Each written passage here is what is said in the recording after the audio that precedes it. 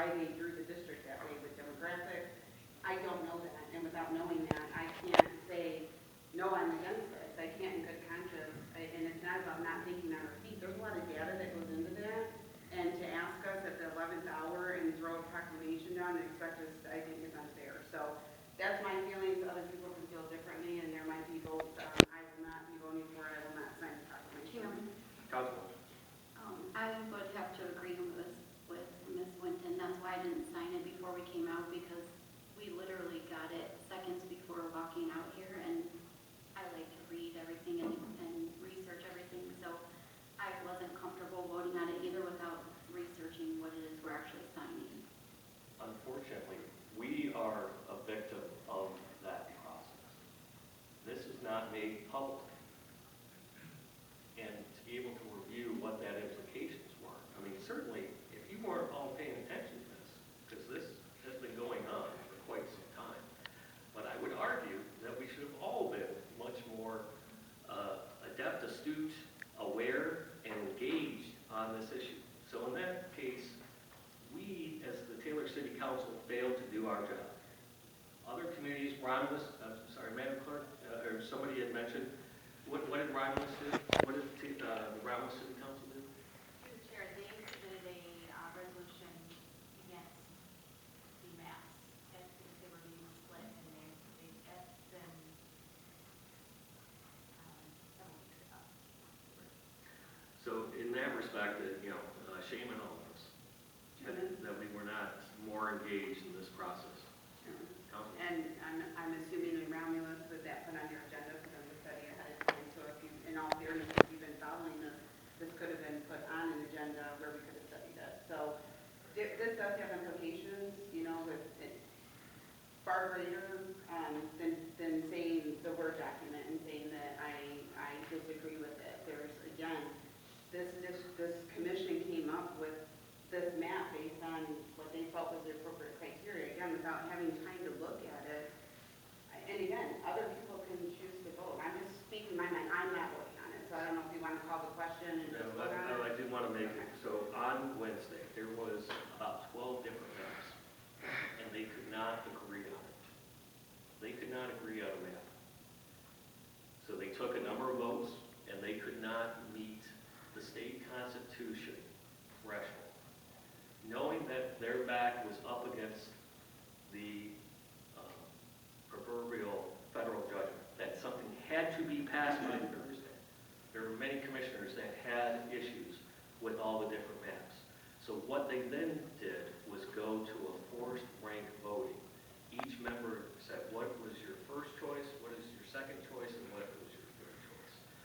That all went into the soup, and this is what came out. So they were put up against the deadline. They had to face the deadline. There are a number of deadlines that are coming up in July. And certainly, there is always,